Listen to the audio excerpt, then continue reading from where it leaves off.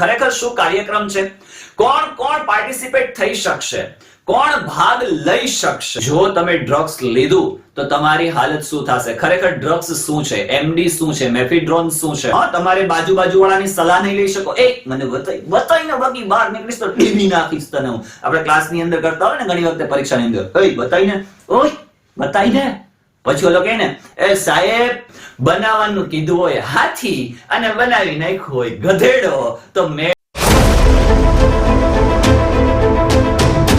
Welcome back to my new video. મિત્રો, સ્વાગત કરું છું આપણી આ નિઝામ જેઠવા ઓફિશિયલ ચેનલમાં. આશા રાખું છું કે આપ સૌએ સબસ્ક્રાઇબ કરી લીધી હશે. શા માટે હું વારે ઘડીએ સબસ્ક્રાઇબ નું કહું છું? એનું રીઝન એ છે કે અહીંયાથી જે કોઈ પણ વિડિયોઝ છે, જે ઇન્ફોર્મેટિવ વિડિયોઝ છે, જે તમને ઉપયોગી બનવાના છે, આ તમામ વિડિયોઝ તમારી સમક્ષ પહોંચી શકે.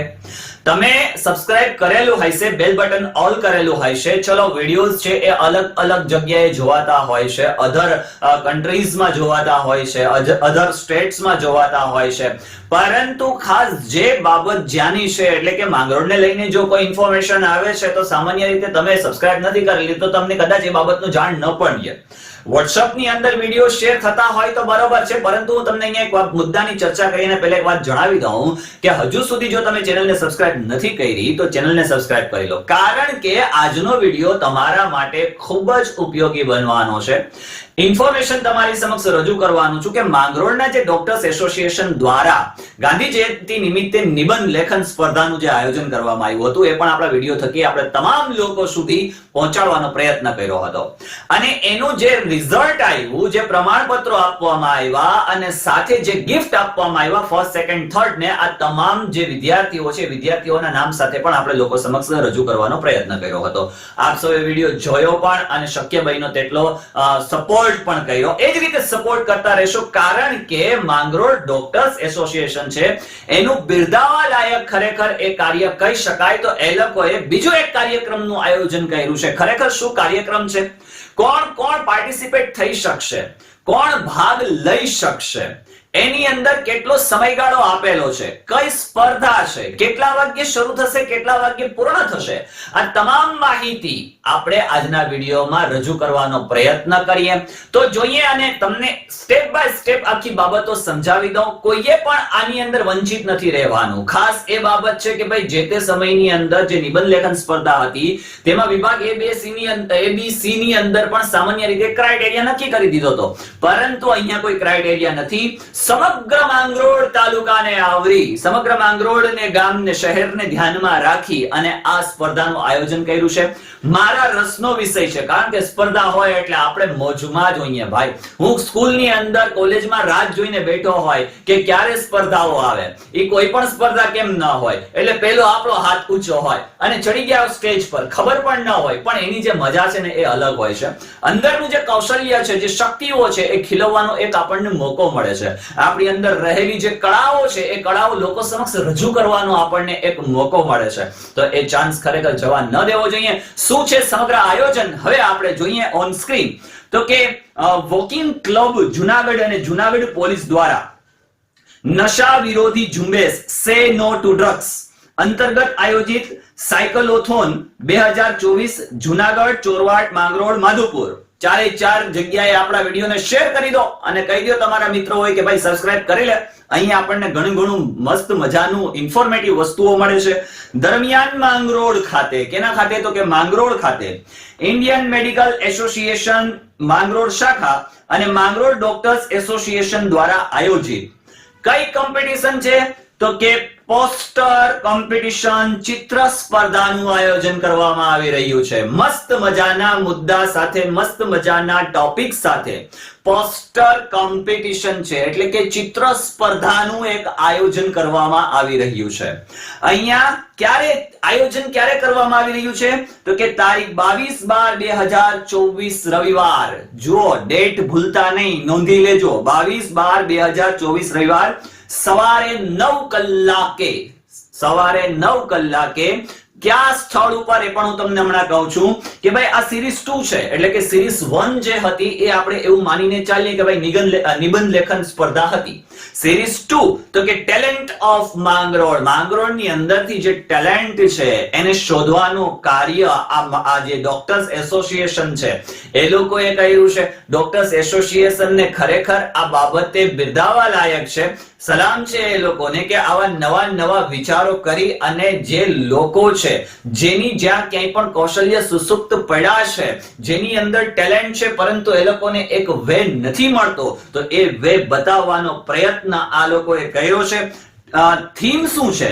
હવે સાહેબ આ પોસ્ટર મેકિંગ છે તો પોસ્ટર મેકિંગ ની અંદર ઇટ મીન્સ કે પોસ્ટર કોમ્પિટિશન ની અંદર થીમ શું છે?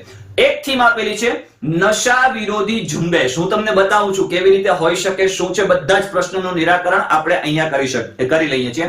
અને બીજું ખાસ એ કે તમારા WhatsApp ની અંદર જે પેમ્પલેટ્સ ફરી રહી છે એની અંદરથી 3 જે નિયમો છે એ 3 નિયમોની અંદર ફેરફાર છે, એટલે આપણા વિડિયો થકી હું તમને એ પણ જણાવી દઉં. સે નો ટુ ડ્રગ્સ, સે નો ટુ ડ્રગ્સ.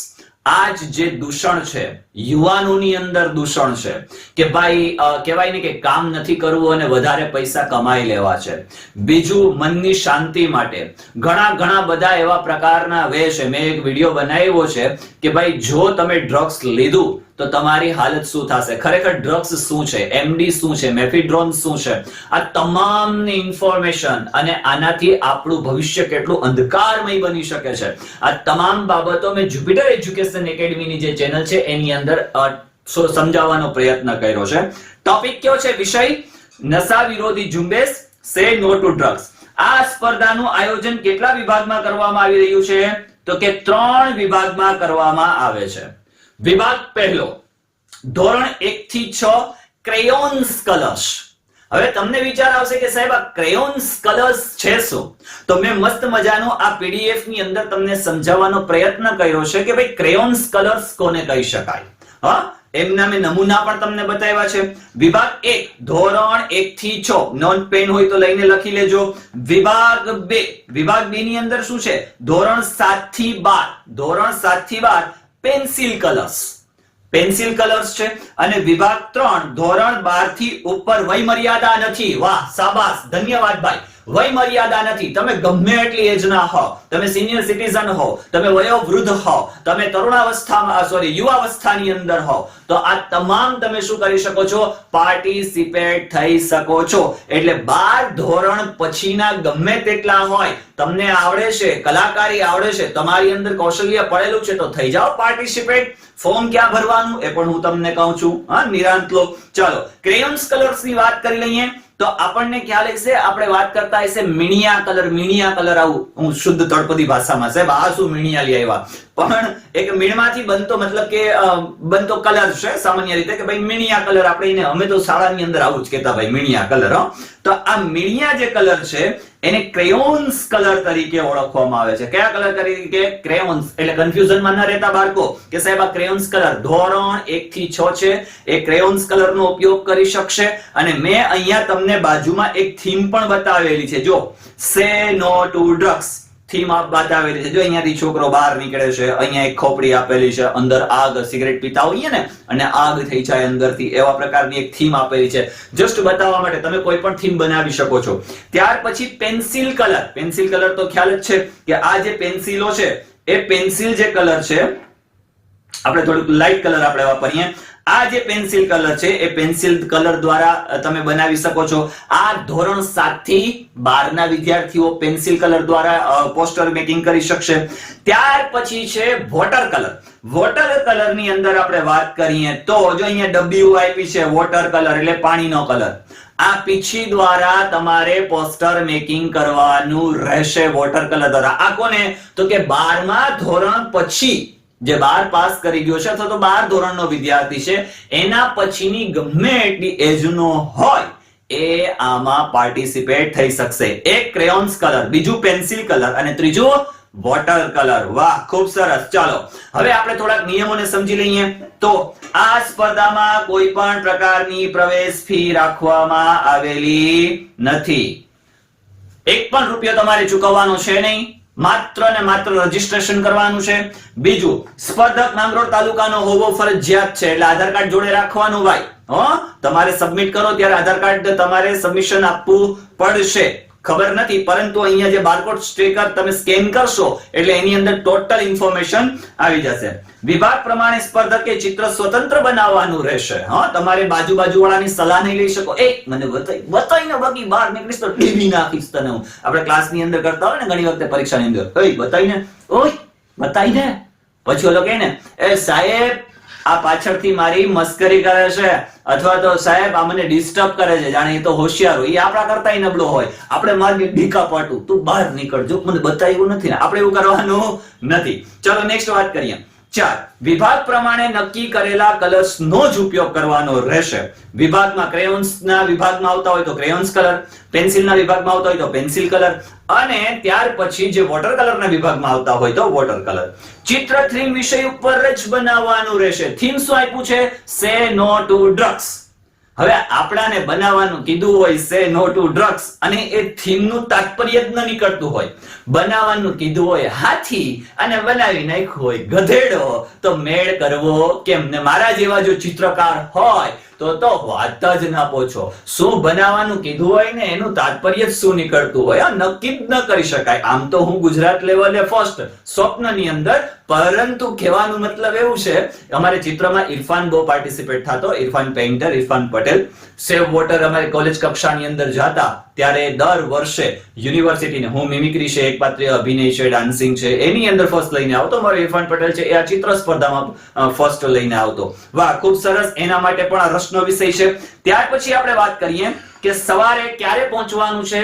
8:30 કલાકે. તારીખ કઈ છે? તો કે તારીખ આપેલી છે તમને અહીંયા. આપણે તારીખ 22/12/2024 રવિવાર, સવારના 9 વાગ્યે સ્પર્ધા શરૂ થશે, પરંતુ 8:30 વાગ્યે તમારે શું કરવાનું છે? રજીસ્ટ્રેશન કરાવી લેવાનું છે. પહેલા સ્પર્ધકે ટોકન નંબર અને ડ્રોઈંગ શીટ રજીસ્ટ્રેશન ટેબલ ઉપરથી મેળવી લેવી. એટલે ડ્રોઈંગ શીટ જે છે તમને ત્યાંથી જ પ્રાપ્ત થશે. ડ્રોઈંગ શીટ તમારે લઈને આવવાની નથી. ચાલો, નંબર 7. ચિત્ર નિયત કરેલા સમયમાં પૂર્ણ કરવાનું રહેશે. ત્યાર પછી અધૂરું ચિત્ર અથવા અધૂરા કલર વાળા ચિત્રને સ્પર્ધામાં ગણવામાં નહીં આવે. આ નિયમ છે. 5 મિનિટ આપી દો ને સાહેબ, 10 મિનિટ આપી દો ને સાહેબ, 15 મિનિટ આપી દો ને થોડોક જ કલર બાકી છે, આવું ચાલશે નહીં. ટાઈમ એ ટાઈમ, એટલા જ ટાઈમમાં તમારે ચિત્ર પૂર્ણ કરી દેવાનું રહેશે. કલર બાકી રહી ગયો હશે તો પણ એ ચલાવી લેવામાં આવશે નહીં. ચિત્ર અધૂરું રહી ગયું હશે તો પણ એ ચલાવી લેવામાં આવશે નહીં. આખરી નિર્ણય આયોજક સમિતિનો રહેશે. ત્યાં કોઈનું બીજાનું ચાલશે નહીં. કોઈ પ્રકારની લાગવગ પણ ચાલશે નહીં. આયોજક સમિતિ જે નક્કી કરે એ લાસ્ટ ડિસિઝન રહેશે. તારીખ 18/12/2024 પહેલા, 18/12/2024 પહેલા રજીસ્ટ્રેશન કરાવી લેવાનું છે. ત્યાર પછી એ સ્વીકારવામાં આવશે નહીં. ચાલો, ત્યાર પછી 11મો. આ 3 નિયમ આપણે નવા ઉમેર્યા છે. એ લોકો થકી મને મેસેજ આવેલો છે કે સર આ 3 નિયમો છે, એ 3 નિયમોને આપણે એડ કર્યા છે કે ભાઈ ડ્રોઈંગ શીટની જે સાઈઝ છે એ 12/24 ની રહેશે. કેટલાની રહેશે? 12/24 ની. એ તમને ક્યાંથી મળશે? જે તે જગ્યાએથી જ મળશે, એટલે સ્થળ ઉપરથી જ તમને મળશે. ડ્રોઈંગ શીટ સ્થળેથી જ આપવામાં આવશે. જે ડ્રોઈંગ શીટ છે એ પણ તમને સ્થળેથી મળશે. અને તમામ સ્પર્ધક માટે સમયગાળો 2 કલાકમાં તમારે તમારું ચિત્ર પૂર્ણ કરી દેવાનું રહેશે. બહુ સારી એવી પહેલ કહી શકાય. માંગરોળ ડોક્ટર્સ એસોસિએશન દ્વારા પહેલી નિબંધ સ્પર્ધાની પહેલ, બીજી ચિત્ર સ્પર્ધાની પહેલ, આ રીતે જ આપણે બધાના સાથ સહકારની સાથે, માંગરોળ ડોક્ટર્સ એસોસિએશનના પણ સાથ સહકારની સાથે આપણે ચાલતા રહીએ તો જેથી કરીને બની શકે કે એમાંથી જ કોક MF હુસેન હોઈ શકે. MF હુસેન સેમ તો ન બની શકે, પરંતુ એના જેવું ચિત્ર ક્યાંક ને ક્યાંક એ રજૂ કરી શકે. ઘણા બધા એવા ચિત્રકારો છે. એ ચિત્રકારો સામાન્ય રીતે શું કરી શકે તો કે એ એના ફિલ્ડની અંદર એવા પાથરણા કરી શકે, ડંકો વગાડી શકે, સમગ્ર નેશનલ ઇન્ટરનેશનલ લેવલે આપણા ભારત દેશનું નામ રોશન કરી શકે, આપણા ગામનું, સ્ટેટનું, રાજ્યનું નામ રોશન કરી શકે. એના માટે કરીને આ એક સારી એવી પહેલ છે. હવે રજીસ્ટ્રેશન માટે જો અહીંયા બારકોડ સ્કેનર આપેલું છે, તમારે સ્કેન કરવાનું છે. સ્કેન કરશો એટલે ફોર્મ ઓપન થશે. ડિસ્ક્રિપ્શનની અંદર પણ હું ફોર્મની લિંક મૂકી દઉં છું. તમે ટિક કરશો એટલે તમારું નામ, મોબાઈલ નંબર, તમારું એડ્રેસ બધું જ ડિટેલ એની અંદર આવશે. તમારે ભરીને એ સબમિટ કરી દેવાનું છે. વધારે માહિતી માટે કોન્ટેક્ટ નંબર આપેલો છે આમિરભાઈ વાઢેર, જેમના 9646 30 8 12, માલદેરામ 63 5 22 17 204 અને શબીર શમા 76 984 73 134. આના ઉપર પણ તમે સંપર્ક કરી શકો છો. રજીસ્ટ્રેશન થઈ ગયા પછી ત્યાર પછી તમારે આ સ્પર્ધાનું આયોજન ક્યાં થશે તો કે માંગરોળ મુકામે સ્થળ મુરલીધર વાડી ખાતે થશે. લીમડા ચોકની પાસે મુરલીધર જે વાડી છે માંગરોળમાં, ત્યાં તમારું આયોજન થશે. પ્રોગ્રામના કોઓર્ડિનેટર કોણ છે તો કે રેહાના કાઝી તન્હા. મોબાઈલ નંબર ખરેખર આપણા માંગરોળનું નાક પણ કહી શકાય, માંગરોળનું ગૌરવ પણ કહી શકાય કે જેમના મુશાયરા અગાઉ તમે મારા વિડીયોઝની અંદર પણ જોયેલા હશે. સારા એવા મુશાયરાના આયોજન પણ કરે છે. આ બધા સાથે મળીને માંગરોળની અંદર પડેલું જે ટેલેન્ટ છે એ ટેલેન્ટને બહાર લાવવાનું કામ કરે છે. વાહ, ખૂબ ખૂબ ધન્યવાદ બધાને કે તમે આ ક્ષેત્રમાં પણ સારો એવો વિચાર કરો છો.